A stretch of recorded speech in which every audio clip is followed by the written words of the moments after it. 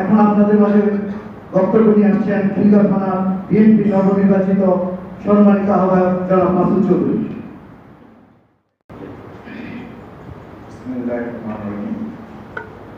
সম্মানিত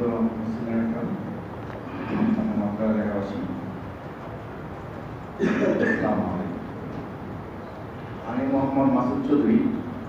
আমি দক্ষিণ গোরান এলাকা আমার বসতাম। আমি এলাকায় বাস করি দীর্ঘদিন যাবৎ এবং বাংলাদেশ জাতীয়তাবাদী দলের একজন সৈনিক হিসাবে আজকে আমার এই অবস্থান। আমি আপনাদের কাছে এসেছি নবনির্বাচিত খিলগাঁও কমিটিকে আপনারা দোয়া করবেন এই জন্য এসেছি। আর বিশেষ করে দেশনেত্রী বেগম খালেদা জিয়া ওনার জন্য দোয়া চাওয়ার জন্য এসেছি।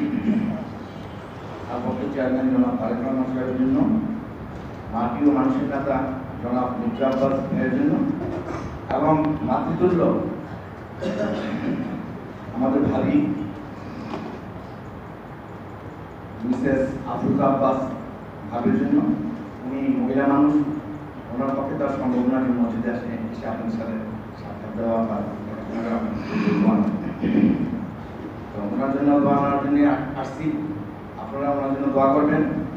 সামনে নির্বাচন, উনি যেন এই এলাকা থেকে নমিনেশন পায় সেভাবে আপনারা দোয়া করবেন ওনার জন্য। আর এই এলাকায় যদি কোনো সমস্যা থাকে সেগুলো আমাদেরকে জানাবেন। বিশেষ করে এখানে জাকির হোসেন জীবন আছে, এখানে মাহমুদ হোসেন জুয়েল আছে। এদের কাছে জানতে পারলেই এই জিনিসটা জনাব মির্জা আব্বাস এবং মিসেস আফরোজা আব্বাসের কাছে বলবে। আর বিশেষ করে আমি আরেকটা জিনিস আপনাদেরকে বলবো, যেহেতু আমরা দল করি দীর্ঘ 17 বছর আমরা ক্ষমতা হারিয়েছিলাম, আপনাদের সাথে কোনো যোগাযোগ করতে পারিনি। সামনে নির্বাচনের পূর্ব মুহূর্তে এবং যতবার আমরা ক্ষমতা ছিলাম আমাদের কিন্তু বুদ্ধিকে অবশ্যই মানুষ আমাদের বুদ্ধিতে পায়, আমাদের দলের মধ্যে অনেক বুদ্ধি ছিল।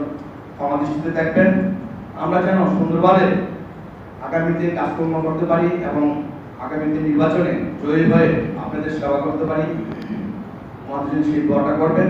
আর আমাদের ছেলেপেলে যদি কোনো রকমের কোনো বুদ্ধি করে, কেউ যদি চাঁদাবাজি করে, কেউ যদি এখানে কোনো জায়গা জমিতে কোনো রকমের কোনো কিছু করে, আস্তে করে সেই জিনিসটা আমার সামনে গোরাম বাজার আমার নিজস্ব একটা বেকারা আছে, তারপর জাকির হোসেন জীবন আছে, মাহমুদ হোসেন জুয়েল আছে, তাদেরকে বলবেন তদন্ত সাপেক্ষে জনাব মির্জা আব্বাস সাথে সাথে সেটার ব্যবস্থা গ্রহণ করবে। সবাইকে ধন্যবাদ। আসসালামু আলাইকুম। আচ্ছা, মাদকের ব্যাপারে, হ্যাঁ মাদকের ব্যাপারে রাষ্ট্রের ব্যাপারটা এখন আমি আমার জানার মধ্যে চাঁদাবাজিটা কোথাও এরকম শোনা যাচ্ছে না, তবে মাদকের ব্যাপারে বিভিন্ন জায়গায় শোনা যাচ্ছে।